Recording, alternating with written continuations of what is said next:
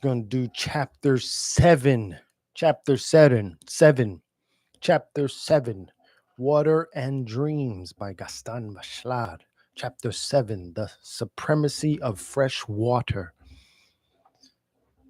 For the Egyptians, all water was fresh, but especially that which had been drawn from the river, an emanation of Osiris. Gerard de Nerval, Daughters of Fire. 1. Since in this study I wanted to limit myself to essentially psychological remarks on material imagination, I have decided to draw from mythological narratives only those examples that can be reawakened in natural and living reveries today. Only examples from an endlessly inventive imagination, as far as possible, removed from the routines of our memory, can explain this aptitude for providing these material images, which go beyond forms and reach matter itself. It has proved unnecessary to intervene in the debate that has divided mythologists for a century. As is well known, this division of mythological theories consists basically of wondering whether it is in the light of man or of things that we must study myths. In other words, is a myth the memory of a hero's brilliant feat or that of the downfall of a world? Now, if we consider not myths, but parts of myths, that is, the more or less humanized material images, the debate is immediately more subtle, and one feels a strong need to reconcile extreme mythological doctrines. If reverie becomes attached to reality, it humanizes, enlarges, magnifies it. All the properties of the real, as soon as they are dreamed, become heroic qualities. Thus, for the reverie of water, water becomes the heroine of gentleness and purity. The dreamed of matter does not, then, remain objective. We can truly say that it becomes humoristic. Conversely, despite its general insufficiency, humorism, Euhemerism, brings to common material impressions the continuity and unity of a remarkable human life. Despite its thousand faces, the river takes on a single destiny. Its source takes both the responsibility and the credit for the river's entire course. The strength comes from the source. The imagination barely takes tributaries into consideration. It wants geography to be the history of a king.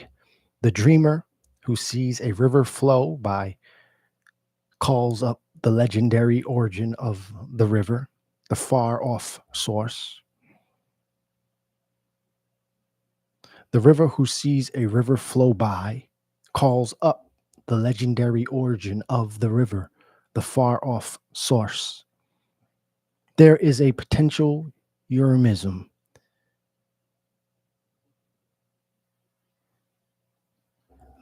Let me find out how to pronounce that because this is not something I usually do, but it's bothering me.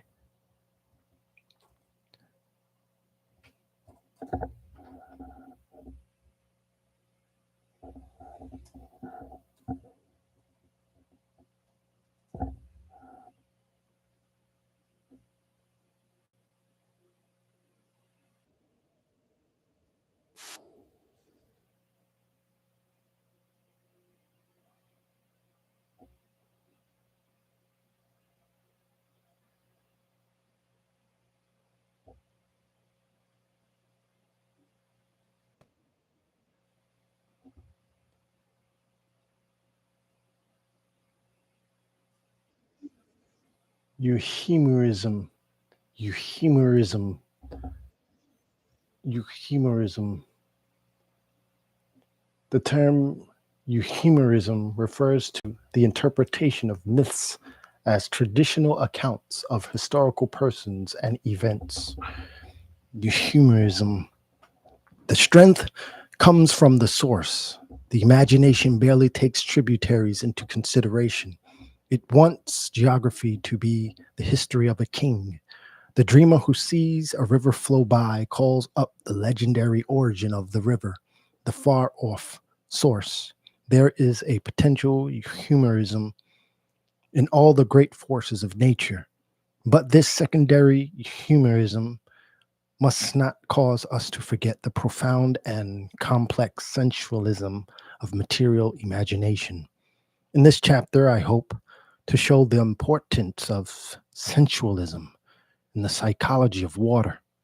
This primitive sensualism, which provides arguments for a naturalistic doctrine of active images in myths, offers a reason for the imaginary supremacy of spring water over ocean water.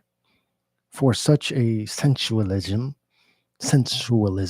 the need to feel directly, to touch and taste, supplants the pleasure of seeing. For example, the materialism of the drink can obliterate the idealism of vision. A materialistic component that is weak in appearance can distort a cosmology. Learned cosmologies make us forget that naive cosmologies have direct sensual features. As soon as we give material imagination its rightful place in imaginary cosmologies, we shall realize that fresh water is the true mythical water. 2. It is a fact too long ignored by mythologists that seawater is an inhuman water, that it fails in the first duty of every revered element, which is to serve man directly. No doubt sea gods animate the most diverse mythologies, but I still wonder if sea mythology can be, in each case and in every aspect, a primitive mythology. First of all, as far as I can determine, sea mythology is local mythology. It concerns only the inhabitants of a coast. Furthermore, historians, too easily swayed by logic, decide too readily that the inhabitants of coastal regions are necessarily sailors. For no good reason, they endow all these beings, men, women, and children, with a real and complete experience of the sea. They do not realize that the distant voyage and the sea adventure are primarily adventures and voyages that have been narrated. For the child who listens to the traveler, the first experience with the sea is on the order of a story. The sea gives tales before giving dreams. The division, so psychologically important, between story and myth is poorly drawn as regards sea mythology. In the end, no doubt, the stories catch up with the dreams. The dreams finally are nourished, though only in a small way, by the stories. But the stories do not really participate in the fabulating power of natural dreams. Sea stories, even less than any others, since the traveler's accounts are not verified psychologically by the hearer. It is useless for one who comes from afar to lie. The sea hero always returns from distant places. He comes back from a beyond. He never speaks of the shore. The sea is fabulous because it comes first of all from the lips of the traveler who has taken the longest journey. It creates fables about what is distant. Natural dreams create a fable about what has been seen, touched, and eaten by the dreamer. It is wrong in psychological studies to obliterate this first expressionism that detracts from the essential impressionism of dreams and material imagination. The narrator says too much for the hearer to feel it very much. The sea oriented unconscious is, from then on, a spoken unconscious, and unconscious too dispersed in adventure tales, an unconscious that never sleeps. It therefore immediately loses all its one-rick powers. It is less profound than that unconscious which dreams about common experiences and which continues during the night in the interminable reveries of the daytime. Sea mythology, then, rarely touches the origins of fable making. Of course, I need not point to the influence of learned mythology, which forms an obstacle to the exact psychological study of myths. In learned mythology, we begin with the general instead of the specific.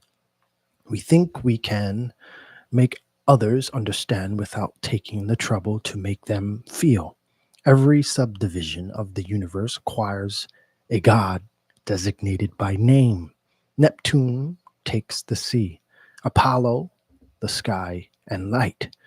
Now it is nothing more than a question of vocabulary.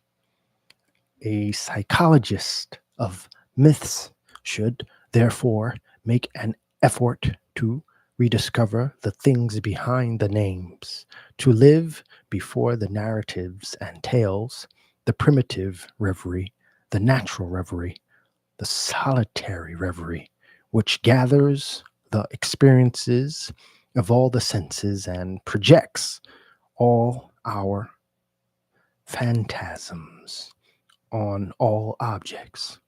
This reverie, once again, must place common water, everyday water, before the infinity of the sea. 3. Naturally, the superiority of terrestrial water over marine water has not escaped. Modern mythologers, naturally, the superiority of terrestrial water over marine water has not escaped modern mythologers. I mention at this time only the works of Charles Ploix, Ploix, Charles Ploix, Ploix, Ploix, Ploix, Charles Ploix. They interest me all the more because the naturalism of Ploix's mythology was originally naturalism on a large scale, created in proportion to the most general cosmic phenomena. His will be a good example for testing my theory of a material imagination that follows an inverse route and makes a place beside the visible and the distant for the tangible and the sensual. As we know, for Charles Ploix, the fundamental mythological drama, a monotonous theme with all kinds of variations, is the drama of day and night. All heroes are solar. All gods are gods of light. All myths tell the same story, the triumph of day over night. And the emotion which sparks these myths is the most primitive emotion of all, the fear of darkness, the anxiety that dawn finally calms by its coming. Men like myths because they end happily. Myths end happily because they end as night ends, in the triumph of the day, through the success of the good hero, the courageous hero who tears and cuts the veils to pieces, alleviates suffering, and brings back to life men who were lost in darkness as though in a kind of hell. In Ploix's mythical theory, all gods, even those who live beneath the earth, because they are gods, receive a halo. They will come, be it only for one day, only for 1 hour, to participate in the divine joy, in the diurnal, diurnal action that is always some brilliant fear.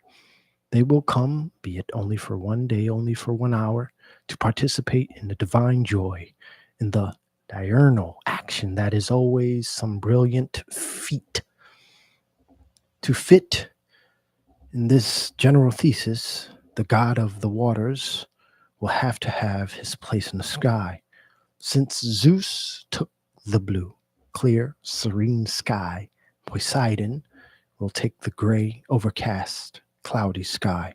Thus, Poseidon will also have a role in the eternal celestial drama. Haze, clouds, and fogs will then be primitive concepts of Neptunian psychology. Now, it is precisely these objects which are endlessly contemplated by Hydrus, Reverie, that squeeze out the hidden water in the sky. The premonitory signs of rain awaken a special reverie, a most vegetal reverie that truly lives out the meadow's desire for beneficial rain. At certain times, the human being is a plant that desires water from the sky. Charles Pléix brings forward numerous arguments in defense of his thesis concerning Poseidon's originally celestial nature. It follows that if this was his original nature, the attributing of oceanic forces to Poseidon came much later. Some other personality must serve as a double for the god of the clouds if Poseidon is to function as a sea god. It is absolutely unthinkable, says Pléix, that the god of fresh water and the god of salt water be one and the same. And even before going from the sky to the sea, Poseidon will go from the sky to the earth. He will soon be, then, the god of fresh water, the god of terrestrial water. At Trident, he was offered the first fruits of the earth. He is honored under the same name. He is honored under the name of Poseidon Thalamois. He is then the god of vegetation. Every divinity concerned with plant life is a freshwater divinity, a divinity related to the gods of the rain and the clouds. In primitive mythologies, it is also Poseidon who causes springs to gush forth, and Charles Pléix compares the trident to the magic wand with which one can discover springs. Often this wand operates with male violence. To defend the Naus daughter against a satyr's attack, Poseidon throws his trident, which buries itself in a rock. Withdrawing it again, he causes three rivulets, which become the fountain at Lerna, to flow out. It is readily apparent that the sorcerer's wand has quite a long history. It also participates in a very old, very simple psychology. In the 18th century, it was often called Aaron's rod. It was also called Aaron's rod. Its magnetism is masculine. Even in our day, when talents are mixed, women, water diviners, are rarely mentioned. In the same way, since springs are provoked by the hero in such a masculine act, it should not be surprising that spring water, above all others, should be a feminine water. Charles Pléix concludes Poseidon then belongs to fresh water.